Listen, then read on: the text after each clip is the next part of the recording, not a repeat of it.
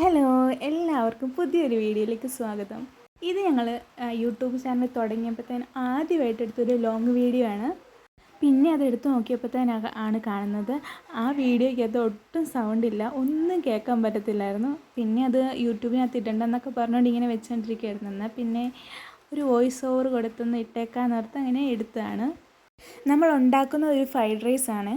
ഈ വീഡിയോയ്ക്കകത്ത് നമ്മൾ കുറേ ഇൻട്രോ ഒക്കെ കൊടുത്ത് എല്ലാം സെറ്റപ്പാക്കി കഴിഞ്ഞ് കഴിഞ്ഞപ്പോഴത്തേനാണ് കേട്ടോ നമ്മൾ എന്താ ഉണ്ടാക്കാൻ പോകുന്നതെന്ന് പറയുന്നത് പോലും പലതും വിട്ടുപോയിട്ടുണ്ട്. ഇപ്പം ഇത് കാണുമ്പോൾ ഓർക്കും, ദൈവമേ ഇതെന്തൊക്കെയാണ് കാണിച്ചു വെച്ചേക്കുന്നതെന്ന്. പക്ഷേ എന്നാലും ഇടാതിരിക്കുന്നത് എങ്ങനെയാണ്, നമ്മൾ ആദ്യമായിട്ട് എടുത്തൊരു വീഡിയോ അല്ലേ എന്നോർത്താണ് നമ്മൾ പിന്നെ ഇടുന്നത് കേട്ടോ. അപ്പോൾ ഇതുണ്ടാക്കുന്ന വിധം, ആദ്യം അടി കട്ടിയുള്ളൊരു പാത്രം എടുക്കുക, അതിനകത്തോട്ട് സൺഫ്ലവർ ഓയിൽ ഒഴിക്കുക. എന്നിട്ട് നമ്മൾ ആവശ്യമായിട്ടുള്ള മുട്ട, ഞങ്ങളൊരു 3 മുട്ട എടുത്തിട്ടുണ്ടായിരുന്നു, 3 മുട്ട പൊട്ടിച്ചൊഴിക്കുക. അതിൻ്റെ കൂടെ കുറച്ച് കുരുമുളകും കൂടി ഇട്ട് ചിക്കി എടുക്കുക. എന്നിട്ട് നമുക്ക് കട്ട് ചെയ്ത് വെച്ചിട്ടുള്ള വെജിറ്റബിൾസ് എന്തൊക്കെയാണോ അവൈലബിൾ ആയിട്ടുള്ളത് അതെല്ലാം കൂടെ ഒന്ന് കട്ട് ചെയ്തെടുക്കുക. ഞങ്ങളിവിടെ എടുത്തേക്കുന്നത് ക്യാരറ്റ്, പയർ, ക്യാപ്സിക്കം, ഇങ്ങനെ 3 എടുത്തിരിക്കുന്നത്. അത് നന്നായിട്ട് വഴറ്റിയെടുക്കുക. നമ്മൾ അക്കുമോളെ അന്ന് ഉറക്കി കിടത്തിയിട്ടായിരുന്നു കേട്ടോ ഇതൊക്കെ ചെയ്യാനായിട്ട് തുടങ്ങിയത്.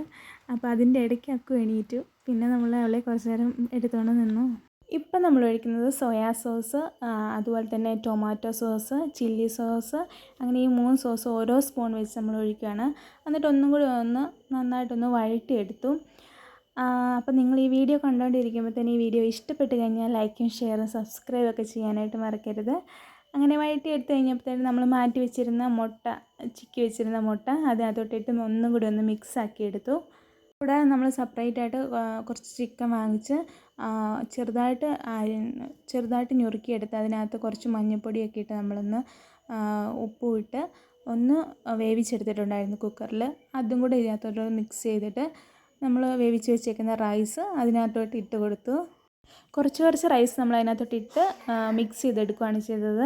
ഇത് ഒരു യൂട്യൂബ് ചാനൽ, ഷാൻജിയോ എന്ന് പറഞ്ഞിട്ട് യൂട്യൂബ് ചാനലുകാരൻ ചെയ്തൊരു വീഡിയോ ആണ്.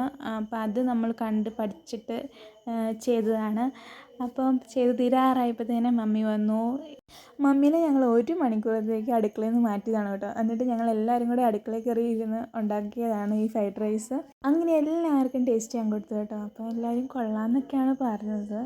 കഴിച്ചപ്പോൾ വലിയ കുഴപ്പമൊന്നും ഇല്ലായിരുന്നു, കടയിൽ കിട്ടുന്ന അത്രയും ഇല്ലായിരുന്നെങ്കിലും എന്നാലും ഓക്കെ ആയിരുന്നു കേട്ടോ. അപ്പോൾ പുതിയൊരു വീഡിയോ വരുന്നവരേക്കും ബൈ.